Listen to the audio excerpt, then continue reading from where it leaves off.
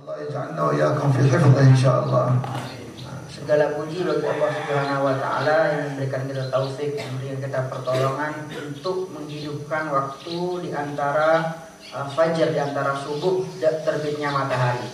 Alhamdulillah kini sareng ajunan itu ampun melaksanakan salat jamaah yang mana disebutkan oleh Rasulullah SAW dalam satu hadis bahwa barang siapa yang salat subuh berjamaah maka dia seakan-akan sudah menghidupkan semua malamnya dengan ibadah.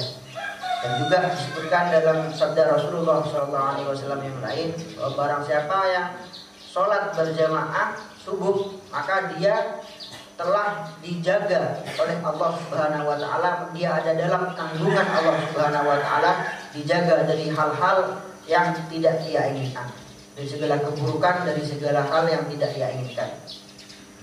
الذي يصلي الصبح بالجماعة ويأتي بالأذكار الواردة عن الحبيب صلى الله عليه وسلم ثم ينصرف بعد ذلك إلى عمله أو وظيفته أو انشغالاته حتى الدنيوية تكون فيها البركة. كذلك طالب العلم الذي يتعلم وتبدأ بعد الفجر بعد الأذكار والصلاة في الجماعة وغيرها يبارك الله في علمه.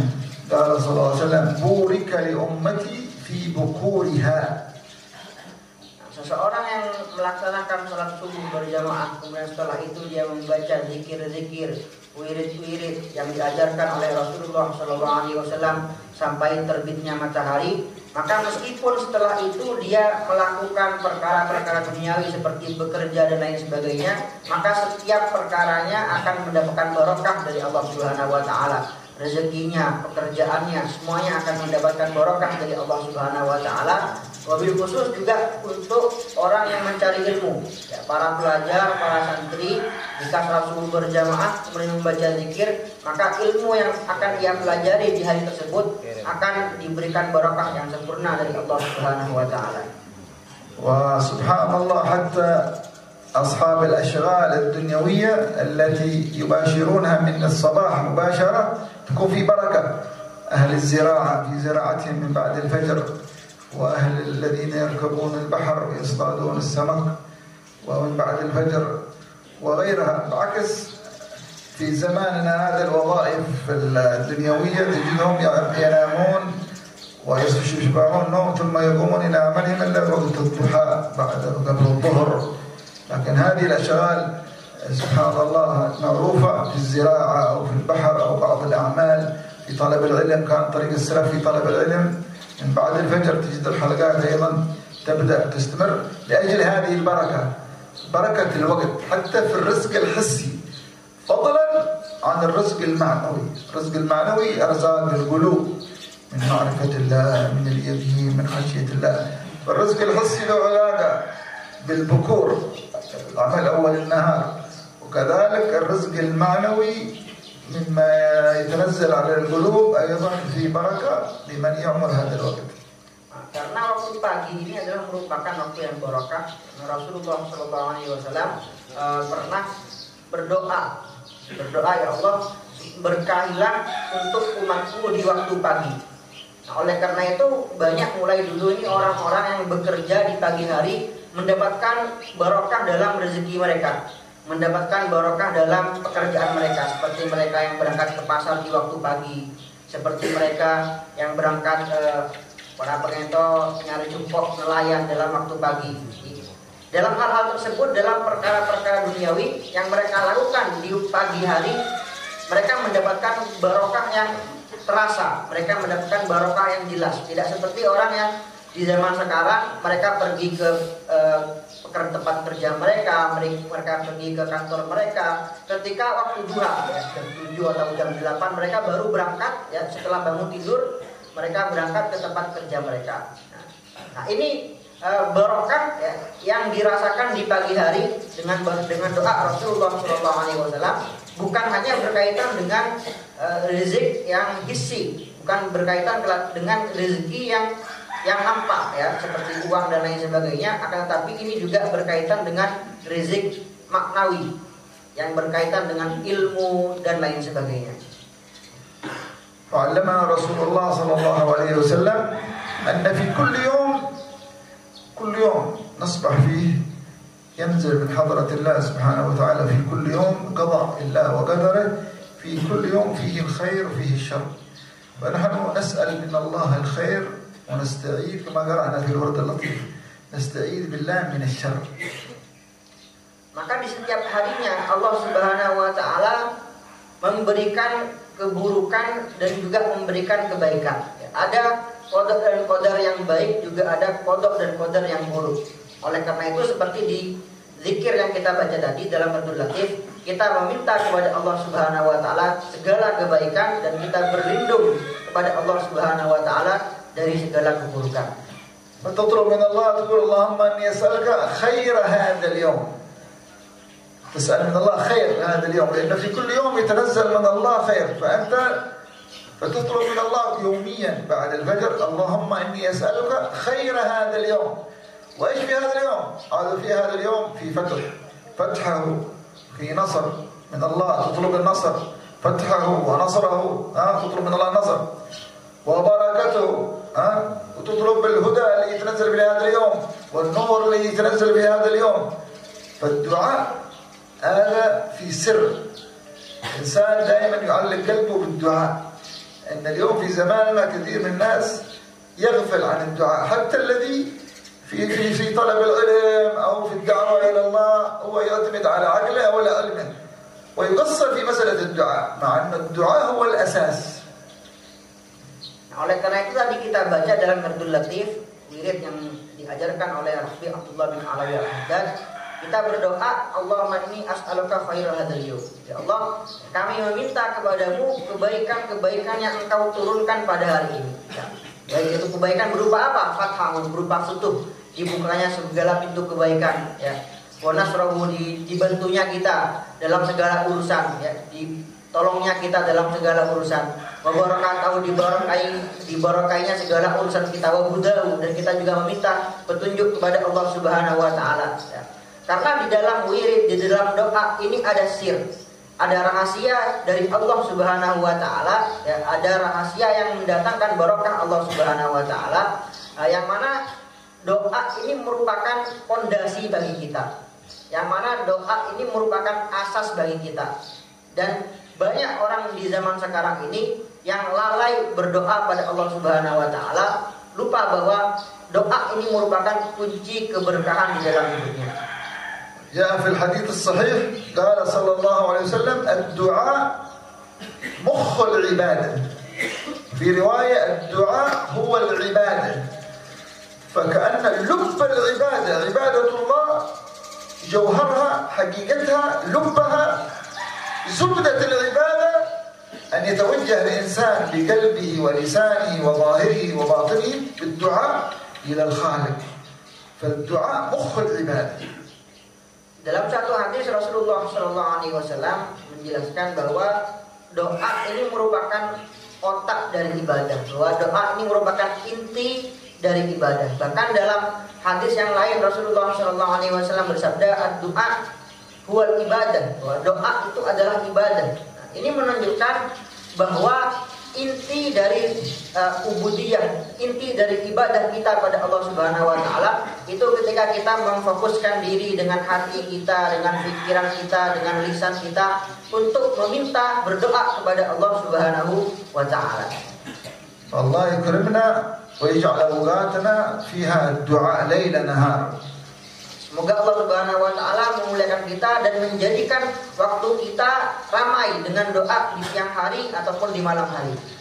Ada سأل بعضهم الحبيب صلى الله عليه وسلم وقالوا أنهم اليهود سألوا النبي صلى الله عليه وسلم أقريب ربنا فنناجيه أم بعيد فنناديه، فأنزل الله سبحانه وتعالى وإذا سألك عبادي عني فإني قريب وإذا سألك عبادي عني فإني قريب أجيب دعوة الداعي إذا دعان فليستجيبوا لي وليؤمنوا بي لعلهم يرشدون. فهكذا ينبغي للمصلي وطالب العلم والداعي كل مسلم ومسلمة أن لا يمر عليه يوم ولا ليلة إلا وله نصيب من الدعاء، خصوصا مع الوجهة. مع الصدق سيحقق الله سبحانه وتعالى. الإنسان قال صلى الله عليه وسلم ادعوا الله وأنتم موقنون بالإجابة.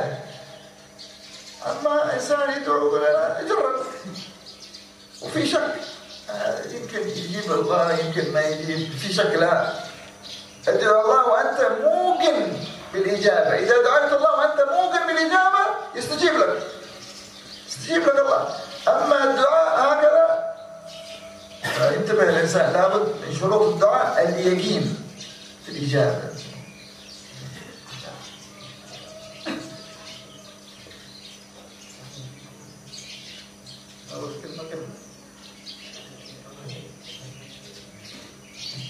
في الدعاء طالب العلم والداعي إلى الله سبحانه وتعالى وكل مسلم ومسلمة دائما يعلق قلبه بالدعاء ليل نهار. Maka sudah seharusnya bagi kita itu lebih-lebih sebagai thalibul ilmi, sebagai pelajar, para santri, untuk tidak melewatkan waktunya itu dari doa terus meminta mohon kepada Allah Subhanahu wa taala. Dan tadi yang beliau jelaskan salah satunya adalah ketika kita berdoa kita harus memfokuskan pikiran, memfokuskan hati kita masih kepada Allah Subhanahu wa taala. Dan terpenting dari itu adalah ketika kita berdoa kita harus memiliki keyakinan bahwa kita bahwa permintaan kita akan diijabahi oleh Allah Subhanahu wa taala. Karena ini termasuk salah satu syarat doa adalah kita harus yakin bahwa Allah Subhanahu wa taala akan mengijabahi doa kita sebagaimana sabda Rasulullah sallallahu alaihi wasallam, "Ud'ullaha ta'ala wa anta muqinun bil ijabah." Berdoalah pada Allah Subhanahu wa taala dalam keadaan engkau yakin bahwa apa yang engkau minta akan diijabahi oleh Allah Subhanahu wa taala. Hatta fi mas'alat ad-dunya alladhi yurid as-sihha, yurid al-'afiyah, yurid al-mal, yurid ad-dunya, يطلب من الله لأن الله مالك الدنيا ومالك الآخرة. قال الله لسيدنا إبراهيم يا إبراهيم لا تنسني على أن تسألني ملح عشاء.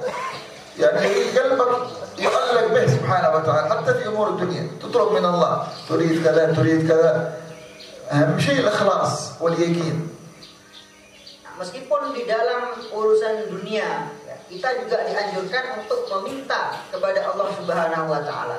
Karena Allah Subhanahu wa taala adalah yang maha memiliki dunia dan akhirat.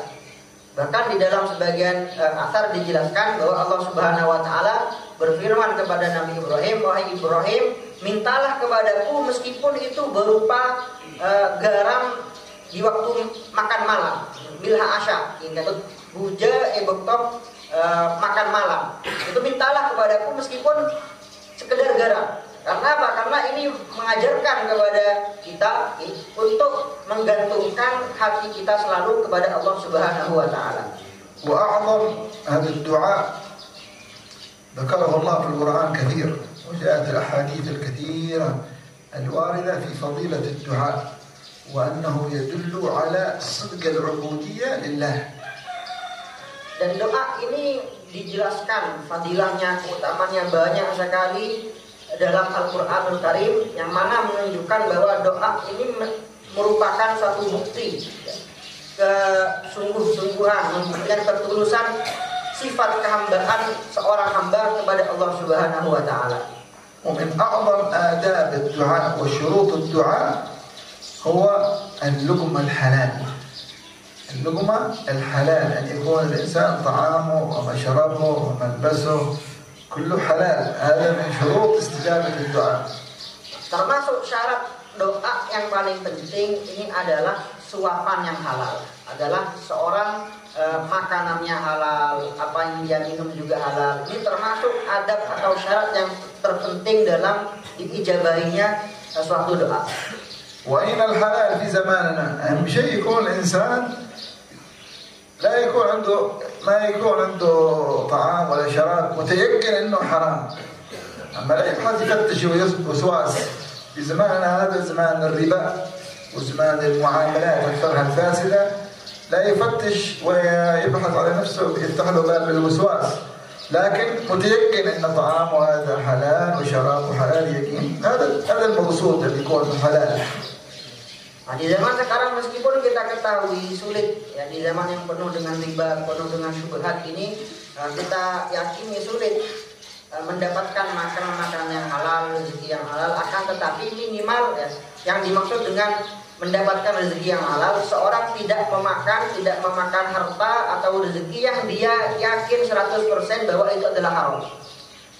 Sedangkan tidak perlu seorang ini was-was kemudian meneliti secara berlebihan apakah ini asalnya dari mana, apakah ini riba atau yang syubhat. Tidak perlu kita berlebihan dalam mencari asal usul harta tersebut.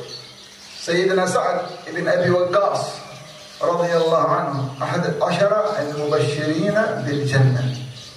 Sayyidina Sa'ad ibn Abi Waqqas salah satu dari 10 sahabat yang dijamin surga oleh Rasulullah sallallahu alaihi wasallam. ويعتبره رسول الله من أخوانه يقول سعد خالي لأن أمه من بني زهرة سيدنا سعد. Dan Rasulullah sallallahu alaihi wasallam menyebut bahwa Sayyidina Sa'ad ini merupakan salah satu pamannya dari arah ibu ya, karena Sa'ad bin Abi Waqqas ini karena ibu Rasulullah sallallahu alaihi wasallam berasal dari Bani Zuhrah. وسيدنا سعد هذا يذكرون أنه أول من رمى بسهم في الإسلام. سهم أول من رمى وكان رامي في غزوة أحد رمى ضد الكفار أكثر من 1000 سهم. كان شديد الرماية ويصيب. Dan beliau Sayyidina Sa'ad ini juga terkenal sebagai ahli panah. Bahkan juga beliau dikatakan sebagai pemanah pertama yang melemparkan anak panah dalam Islam. Disebutkan dalam manaqib beliau bahwa beliau pernah ketika hidupnya melemparkan lebih dari 1000 panah untuk melawan orang-orang kafir, untuk berjihad fi sabilillah. Kan Rasulullah لما رأى يرمي يقول ارمي سعد فديتك أبي وأمي. Ketika Sayyidina Sa'ad dalam satu peperangan ini melemparkan panah, Rasulullah SAW berkata kepada beliau, lemparkanlah panah itu wahai Sa'ad. Fadaituka abi wa ummi. Aku mengorbankan demi kata masalah fida, demi ayah dan demi ibu. Kan يفتخر بها النبي صلى الله عليه وسلم يقول سعد خالي. خال الخال عندنا معروف أخو الأم. أخو الأم يسمونه خال. يقول سعد خالي فليرمي امرؤ خالا. يفتخر سيدنا سعد بن أبي وقاص. Maka dalam satu hadis Rasulullah SAW juga membanggakan Sayyidina Sa'ad bin Abi Waqqas dengan mengatakan, beliau bersabda, Sa'dun khali, bahwa Sa'ad ini adalah pamanku, paman dari arah ibu. Fal yurini mru'un khali. Maka perlihatkanlah kepada aku mana paman-paman kalian. Ini menunjukkan bahwa beliau sangat-sangat membanggakan Sayyidina Sa'ad. فهذا سيدنا سعد جاء إلى الحبيب صلى الله عليه وسلم جاء إلى النبي صلى الله عليه وسلم. Maka suatu ketika Sayyidina Sa'ad ini pernah datang kepada Rasulullah sallallahu alaihi wasallam. وقال يا رسول الله ادعو الله أن يجعلني مستجاب الدعاء. أريدك يا رسول الله تدعي لي أن أكون مستجاب الدعاء. Maka Sayyidina Sa'ad berkata kepada Rasulullah SAW, wahai Rasulullah, doakanlah aku agar menjadi orang yang mustajab doanya di sisi Allah Subhanahu Wa Taala. فقال له الحبيب صلى الله عليه وسلم يا سعد أطب مطعمك تكون مستجاب الدعاء. فذكر له شرط من شروط الدعاء.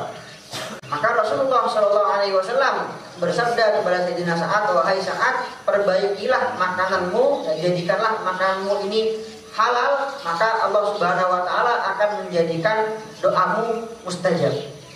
ويذكرون عن سيدنا سعد بن أبي وقاص أنه مستجاب الدعاء. عمل بشرط النبي صلى الله عليه وسلم وأكرمه الله باستجابة الدعاء. Dan juga terkenal bahwa Sayyidina Sa'ad ini karena melaksanakan perintah Rasulullah SAW dalam urusan baiknya makanan yang masuk kepada beliau, halalnya makanan, maka beliau terkenal sebagai sosok yang mustajab doanya. إذن من آداب الدعاء أن يتوجه الإنسان بإخلاص وصدق وموقن بالإجابة أن الله سيستجيب له. Jadi termasuk adab doa ya, adalah seorang berdoa kepada Allah Subhanahu Wa Taala dengan menyatukan pikiran dan hati pada Allah Subhanahu wa taala dengan tulus, dengan bersungguh-sungguh, dengan ikhlas dan juga dengan yakin bahwa doanya akan diijabahi oleh Allah Subhanahu wa taala. Qala al-ulama al-arifin anna kullu insan yad'u Allah sidqan yastajib Allah lahu. Seorang ulama al-arif billah berkata bahwa siapapun orang yang berdoa pada Allah Subhanahu wa taala dengan tulus, dengan ikhlas, maka pasti Allah Subhanahu wa taala akan mengijabahi doanya. Lakin istijabat ad-du'a laha thalatha anwa'. Akan tetapi diijabahinya doa seseorang ini ada 3 macam.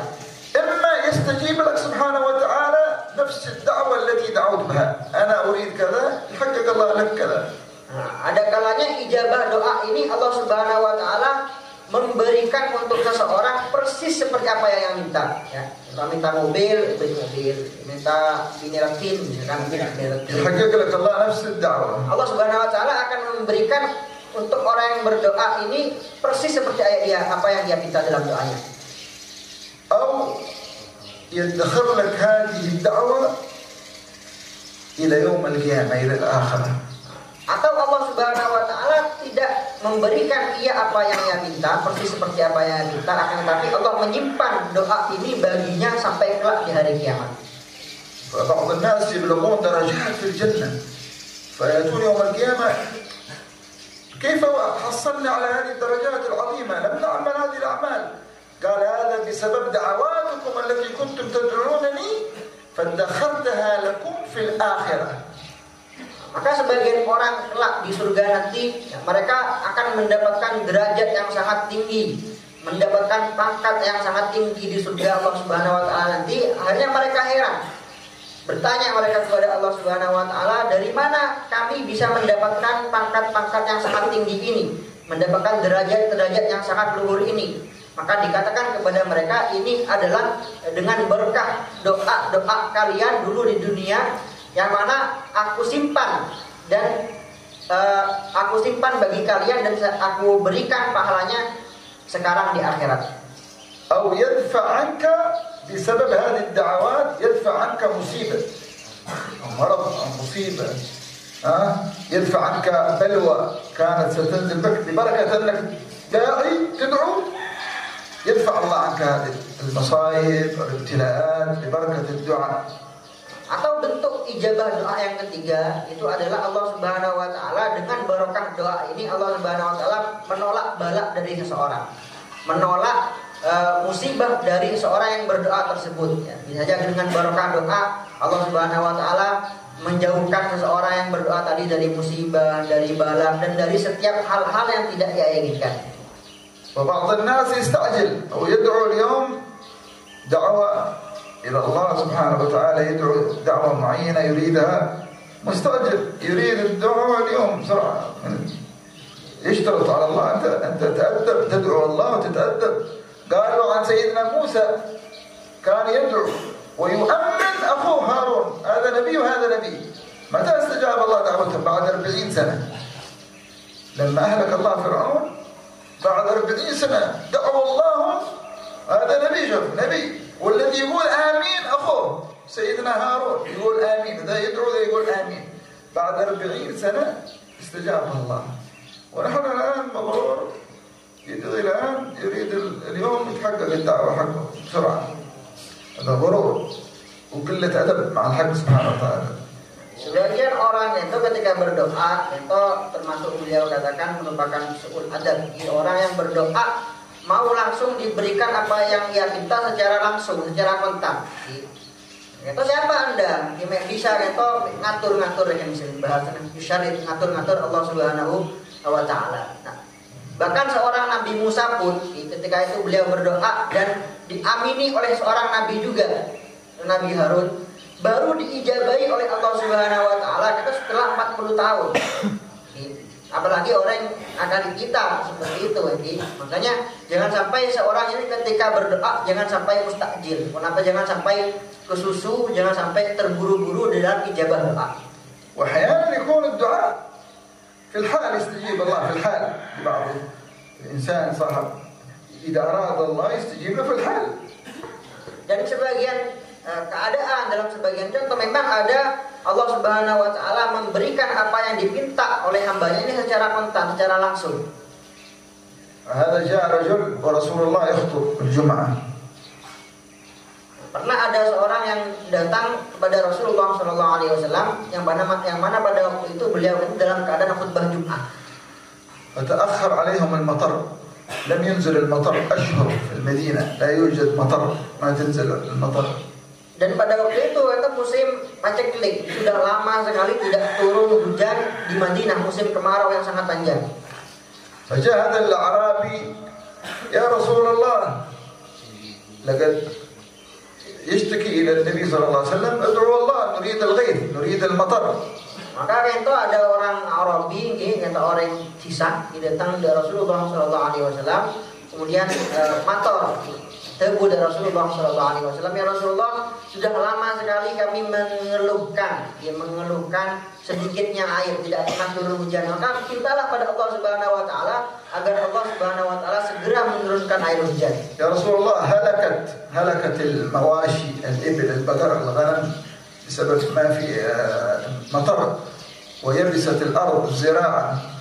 ادعو الله نريد الغيث المطر. Itu ucapan orang Kisah itu, ya Rasulullah, hewan-hewan ternak kami, sapi kami, unta kami, kambing-kambing atau mati, dan tanaman-tanaman kami, kebun-kebun kami, sawah-sawah kami atau kering. Karena sudah lama sekali tidak turun hujan. Maka mintalah pada Allah Subhanahu Wa Taala agar Allah menurunkan hujan. فقال رسول الله مباشرة في الخطبة اللهم اسقنا وأغثنا. اللهم اسقنا غيثا مغيثا بدعاء الله سبحانه وتعالى. لم يكمل رسول الله الخطبة إلا وأقبلت السحاب. وكان لا يوجد في السماء سحابة. كان لا يوجد في السماء سحابة. ما كمل الدعاء إلا وأقبلت السحاب من جميع الجوانب. قال وخرجنا من الجمعة ونحن نتبلل من المطر. Maka langsung saja di tengah-tengah khutbah Rasulullah Shallallahu Alaihi Wasallam berdoa, Allahumma askina wa aghithna, ya Allah turunkan bagi kami air hujan, ya berilah kami pertolongan, berikanlah kami air hujan yang diberkahi, sampai akhir doa Rasulullah Shallallahu Alaihi Wasallam. Maka dikatakan oleh perawi sahabat yang meriwayatkan hadis, tidaklah Rasulullah Shallallahu Alaihi Wasallam selesai dari khutbahnya kecuali telah datang awan-awan, telah datang mendung, yang mana akhirnya ketika para sahabat ini keluar dari masjid setelah khutbah Rasulullah Shallallahu Alaihi Wasallam setelah salat Jumat, ini hujan sangat deras sekali dengan barokah doa Rasulullah Shallallahu Alaihi Wasallam. واستمرت المطر طول الأسبوع لم تتوقف المطر. يوم الجمعة والسبت طول الأسبوع إلى الجمعة الثانية. فجاء نفس الأعرابي هذا يا رسول الله تعطلت السبل، الطريق تعطلت وأثرت على زراعتهم على بيوتهم، فادعوا الله يرفع عنا المطر، خلاص ما نريد المطر. فقال اللهم اجعلها في الآكام والجبال. قال فتوزعت السحاب والنبي صلى الله عليه وسلم يشير بيده، لما يشير بيده هكذا والسحاب يتفرق هكذا فخرجنا في الشمس بعد الجمعة. Maka hujan ento di kelaban barokah Tuhan Rasulullah Shallallahu Alaihi Wasallam terus menerus, hujan itu terus menerus sampai 1 minggu, mulai dari hari Jumat sampai Jumat yang selanjutnya, sampai di Jumat yang selanjutnya itu orang kisah minggu kemarin, Jumat kemarin yang keluar dari Rasulullah Shallallahu Alaihi Wasallam datang boleh dari Rasulullah Shallallahu Alaihi Wasallam pas orang kisahnya tahu ngocak dan tebu, ya Rasulullah dan jalan semakin itu ampon lebih sayang gue gara-gara terlalu banyak air, terlalu banjir dan lain sebagainya. Maka mintalah pada Allah Subhanahu Wa Taala agar mengangkat hujan dari kami. Kami udah gak mau hujan lagi. Cukup. Maka Rasulullah Shallallahu Alaihi Wasallam memberi isyarat dengan tangan beliau seperti ini kepada awan, kepada ondem itu diberi isyarat seperti ini, sehingga awan itu perlahan-lahan mulai hilang karena Rasulullah Shallallahu Alaihi Wasallam kata berdoa, ya Allah jadikanlah hujan ini fil akam wal jibal, di bukit-bukit dan di gunung-gunung. Wa subhanallah, al-haq subhanahu wa ta'ala yuhib kama jaa fil hadith يحب من عبده الإلحاح في الدعاء. يلح، أي معنى يلح؟ يكرر. يحب من عبده أن يكرر الطلب. إن الله يقول صلى الله عليه وسلم إن الله يحب الملحين في الدعاء. الملحين المكثرين يا الله يا الله يا الله يا الله أريد كذا أريد كل يوم كل في صلاة في السجود يحبك.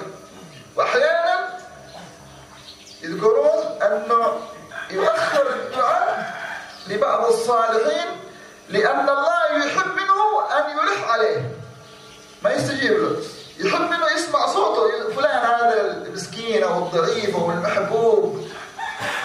بعكس أحيانا بعضهم ما يحب الله يسمع صوته في الدعاء ولا يريد يستجيب له عشان يسكت بسرعة، وهذا محبوب. بعضهم يتأخر الدعاء واستجابة الدعاء لأن الله يحب منه أن يلح عليه، يحبه هذا إنسان محبوب عند الله. Subhanallah, Allah Subhanahu wa Ta'ala itu senang atau kasokan hambanya yang terus-menerus meminta kepada Allah Subhanahu wa Ta'ala, terus-menerus tidak pernah berhenti berdoa pada Allah Subhanahu wa Ta'ala. Yang mana ini kebalikan sifat manusia. Gimana manusia itu ketika diminta satu kali mungkin menerima, tapi ketika dimintai lagi, 2 kali, 3 kali, 4 kali, maka manusianya akan kesal.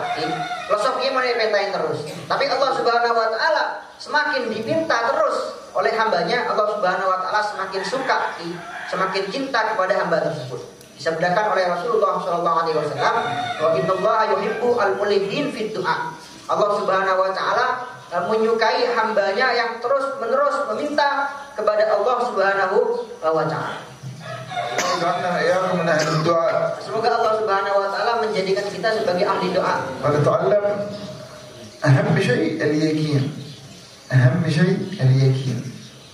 Yang perlu kita pelajari itu yang paling penting adalah yakin. Allah يقوي يقيننا وإياكم إن شاء الله. Semoga Allah Subhanahu wa Ta'ala menguatkan keyakinan kita insyaallah. باقي إلى الإشراك. إذا هذا في سؤال عشان إلى الإشراك.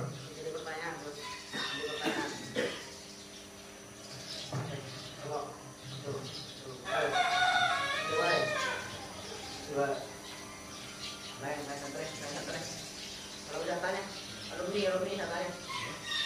Hah? Biar.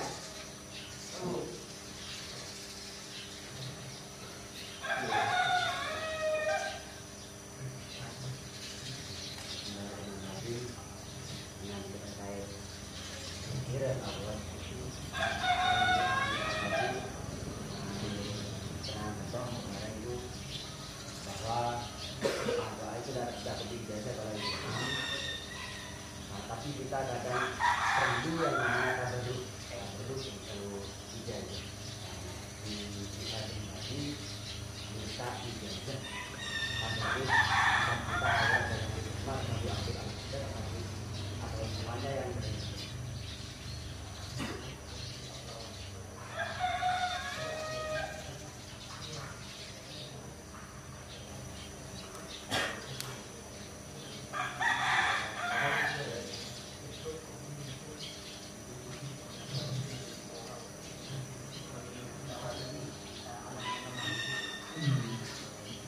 الدعاء بشكل عام والأذكار العامة الواردة في القرآن في السنة أو عن الصالحين المعروفة الأذكار يعمل بها الإنسان حتى بدون إجازة. Itu yang paling penting karena lakar banyak orang awam itu biasanya lo anda ngamalakin zikir tanpa ijazah. Seakan-akan ijazah itu hak wajib, seakan-akan ijazah itu merupakan syarat untuk mengamalkan. Itu zikir-zikir atau wirid-wirid yang diajarkan oleh Rasulullah, yang diajarkan oleh para ulama, para habaib. Itu untuk mengamalkannya ini boleh diamalkan meski tanpa ijazah. لأن الأذكار العامة والدعاء العام الذي ألفه العلماء وجمعوه في كتبهم مثل كتاب الأذكار الإمام النووي، هؤلاء ما ألفوا هذه الكتب وأودعوا في الدعوات الواردة والأذكار الواردة صلى الله عليه وسلم إلا قد أجازوا الأمة فيها، الأمة الإسلامية كلها. هذا في ما ألفوا إلا هم قد أجازوا قصدهم النفع العام.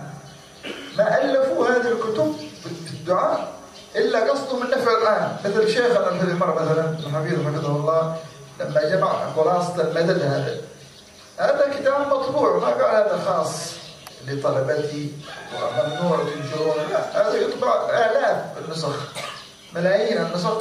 هم أجازوا الأمة إجازة عامة للنفع العام.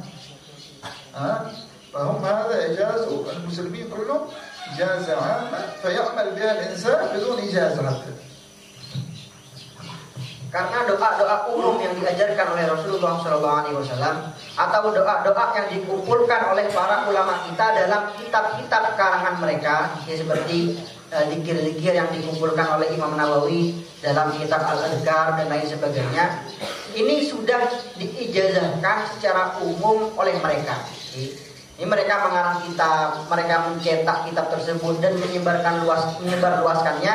Ento secara tidak langsung mereka sudah memberikan ijazah secara umum untuk masyarakat luas. Kenapa? Karena mereka tidak mengarang kitab tersebut kecuali untuk kemanfaatan secara umum.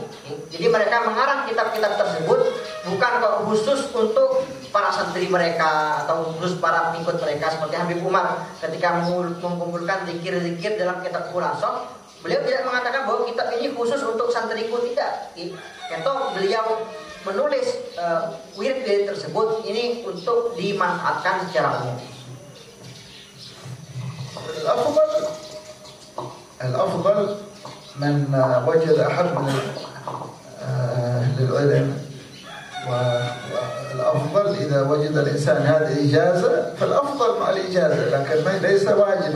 قلنا الأذكار العامة الواردة في الكتاب في السنة فهذا ليس واجب إجازة، لكن إذا وجد المؤلف أو من عنده إجازة فالأفضل يستجيزه الأفضل.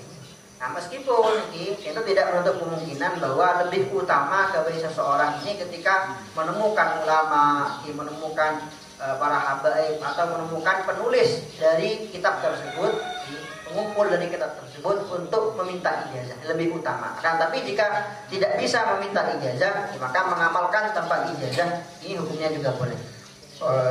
الأولياء هؤلاء الذين جمعوا الأذكار في الورد يسمونه الورد، هذه أذكار كلها واردة عن النبي صلى الله عليه وسلم دعوات، مثل ورد الإمام النووي، ورد أبو الحسن الشاذلي حزب البحر، أذكار سيدنا الحداد، راتب الحداد، راتب الحبيب عبد الرحمن عطاس، هذه ألفوها لأجل النفع العام. هم ألفوها وأجازوا الأمة لأنهم ينفعون الأمة، فهذا ليس واجب. كل إنسان مسلم يقرأ راتب الحداد، كل إنسان مسلم يقرأ ورد اللطيف، لكن إذا حصل أحد إجازة فهو الأفضل. إنما هم ألفوها وقلنا للنفع العام. Maka zikir-zikir yang dikumpulkan oleh para ulama yang mereka namakan sebagai wirid, usul latif, wirid nawawi, wirid syakran dan lain sebagainya, ini semua merupakan zikir-zikir yang warid, zikir-zikir yang ada sumbernya dari Rasulullah SAW. Jadi bukan berarti mereka itu ngarang zikir tibi punten. Itu semua zikir yang ada dalilnya, zikir yang ada asal usulnya, sumbernya dari Rasulullah SAW. Nah, maka sekali lagi teman beliau, mereka para ulama kita mengumpulkan zikir-zikir tersebut untuk kemanfaatan secara umum. Oleh karena itu untuk mengamalkannya tidak membutuhkan ijazah. أما بعض الأذكار الخاصة بالعدد الكثير في بعضها هذا الأفضل أن الإنسان ما يعمل بها إلا بإجازة. بعض الطريقة طرق في أذكار عادات كثيرة أو بعض الصيغ الخاصة لا يدخل الإنسان يقرأ في أي كتاب وأي ورد يجده، لا، في الأذكار العامة المعروفة قلنا، لكن بعض الأذكار لا يدخل فيها إلا بإجازة. Meskipun ada sebagian zikir-zikir dengan hitungan tertentu, seperti zikir-zikir thariqah dan lain sebagainya, yang mana sudah seharusnya tidak diamalkan oleh seseorang kecuali dengan ijazah.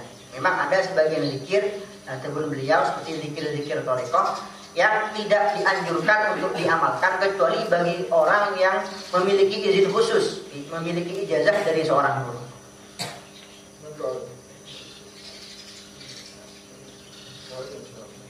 Ijazah di Budi. Biasanya dikit Ibu nih.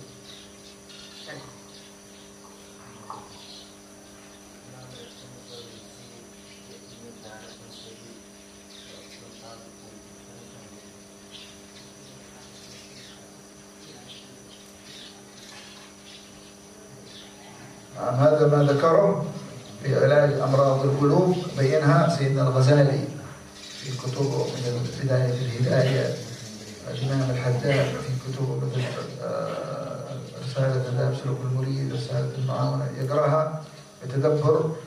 ومن أعظم العلاجات أن يتوجه الإنسان كما قلنا بالدعاء، ومن أعظم الدعاء الذي يحبه الله والعارفين من أدبهم مع الله يدعون ويطلبون الأشياء التي طلبها الله منهم. كيف؟ يعني الله طلب منا طهارة القلوب، الله طلب أن نزكي نفوسنا، فأنت تطلب من الله كل يوم اللهم طهر قلبي، اللهم طهر قلبي. هذا من الأدب مع الدعاء. ما يدعون أي دعاء، العارفين يدعون الدعاء الشيء الذي طلبه الله منهم. طلب الله منهم بر الوالدين، اللهم حققني ببر الوالدين حتى أكون بار بأبي وأمي، فلا يتعارض، ما يطلب أي دعاء هكذا. فدعاهم اللهم خلصني من الدعاء له أثر قلنا. فالخلاص من الكبر ومن العجب أولا بالنية، بالإخلاص، بالتوجه إلى الله، إن الله يطهرك من هذا المرض. هذا أول أمر، توجه يوميا إلى الله أن يطهر قلبك. Pertanyaannya tahu bagaimana cara kita menghindari atau mengobati sifat ujub atau sifat sombong. Pertama itu beliau mengatakan bahwa hal-hal ini sudah dijelaskan oleh para ulama kita, oleh Al-Imam Al-Ghazali dalam kitab Hidayatul Hidayah, oleh Al-Imam Al-Haddad dalam kitab Adab Sulukul Murid, dan para ulama yang lain yang sudah menjelaskan tentang sifat-sifat tersebut yang sudah seharusnya bagi kita untuk membaca kitab-kitab tersebut dengan tadabbur, dengan mengangan-angan maknanya, mengangan-angan isinya. Dan juga yang lebih penting dari itu yang telah dijelaskan oleh beliau tadi adalah seseorang terus-menerus meminta pada Allah Subhanahu wa taala agar diselamatkan dari sifat sombong dan ujub. Sebagaimana sifat para aulia Allah Subhanahu wa taala, mereka ketika berdoa tidak asal meminta, tapi permintaan mereka dalam doa mereka adalah mereka meminta apa yang dipinta oleh Allah dari mereka. Ya, seperti Allah Subhanahu wa taala meminta mereka untuk membersihkan hati, meminta mereka untuk berbakti kepada orang tua. Nah, yang mereka minta setiap hari adalah sesuatu atau hal-hal yang Allah pinta dari mereka. Ya, Allah mewajibkan atas mereka birrul walidain, mewajibkan atas mereka bersihnya hati. Maka setiap hari mereka bertawajjuh kepada Allah Subhanahu wa taala, ya Allah, bersihkanlah hati kami. Ya Allah, jadikanlah kami anak-anak yang berbakti kepada orang tua dan lain sebagainya. Maka yang paling penting di dalam mengobati sifat ujub dan kibir ini, sifat sombong ini adalah niat yang tulus dan terus meminta pada Allah Subhanahu wa taala agar diselamatkan dari sifat-sifat tercela tersebut. Wa ya'lam أن هذا الكبر والحسد والعجب يضر الإنسان في دينه، فلا بد يتركه لأجل الله لأنه يضره في دينه. Dan dia harus benar-benar meyakini, mengetahui bahwa sifat sombong dan ujub ini akan berbahaya untuk agamanya, akan sangat berbahaya untuk agamanya. Oleh karena itu dia pasti akan meninggalkan setiap perkara yang membahayakan agamanya. وأن هذه الصفات لا يحبها الله. Dan bahwa sifat-sifat ini tidak disukai oleh Allah Subhanahu wa taala. وكيف يتخلص من الكبر مثلا؟ يتخلق بالتواضع. ايش قابل الكبر؟ التواضع. يجاهد نفسه على ان يكون متواضع، يعمل اعمال المتواضعين. Maka bagaimana cara kita terbebas dari sifat sombong misalnya, yaitu dengan cara berakhlak dengan kebalikannya. Untuk menghilangkan sifat sombong maka kita harus berusaha untuk berakhlak dengan akhlak tawadhu, berakhlak dengan akhlaknya orang-orang yang tawadhu. أن المتكبر بعيد عن الله، المتواضع من ازداد من تواضع لله كان حقا على الله أن يرفعه في الحديث. Dan bahwa sombong orang yang sombong ini jauh dari Allah Subhanahu wa taala, dan orang yang tawadhu, orang yang bertawadhu karena Allah, maka pasti Allah Subhanahu wa taala akan mengangkat derajatnya. Dalam satu hadis disebutkan seperti itu. والعجب أن يعجب الإنسان بعلمه ويعجب الإنسان بعبادته. من أين لك أنت العبادة؟ من الله. من أين أنت العلم؟ من الله. فتنسب الشيء إلى أصله، تقول هذا من فضل الله. كيف تعجب بشيء أصلا ما هو حقك، ليس لك؟ من أين أنت جبت تعجب؟ عجب وروح عجب بكذا، من أين أنت؟ كلك أنت من الله، صحتك من الله، عافيتك من الله، علمك من الله، عقلك من الله، عبادتك من الله. فتنسب الشيء تقول هذا من فضل الله. فالعجب أن ينسب الشيء إلى نفسه، يقول أنا هذا صاحب العجب. أما صاحب تتخلص من العجب، تذكر المنة، تجعل المنة لله، هذا بفضل الله. Maka sifat ujub ini orang merasa jumawa, yang mereka merasa hebat karena memiliki sesuatu, menisbatkan sesuatu tersebut pada dirinya. Itu biasanya ujub itu gara-gara ilmu, yang merasa hebat gara-gara ilmu atau merasa hebat karena ibadah. Ini cara untuk mengobatinya adalah dengan menisbatkan hal-hal tersebut kepada asalnya. Dari mana asal perkara tersebut? Ilmu yang kita miliki, ibadah yang kita kerjakan, ini semua kebaikan yang kita miliki, ini sumbernya asalnya dari Allah Subhanahu wa taala. Maka untuk menghilangkan sifat ujub, caranya adalah meyakini bahwa semua yang kita miliki, kebaikan yang kita miliki itu adalah min fadlillah Subhanahu wa taala, merupakan murni anugerah dari Allah Subhanahu wa taala.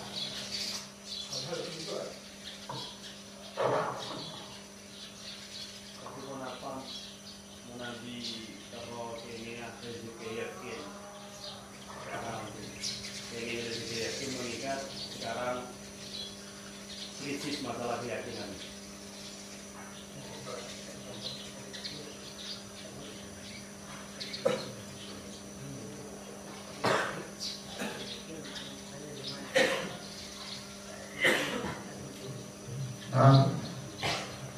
قال صلى الله عليه وسلم في الحديث الصحيح: إن من أقل ما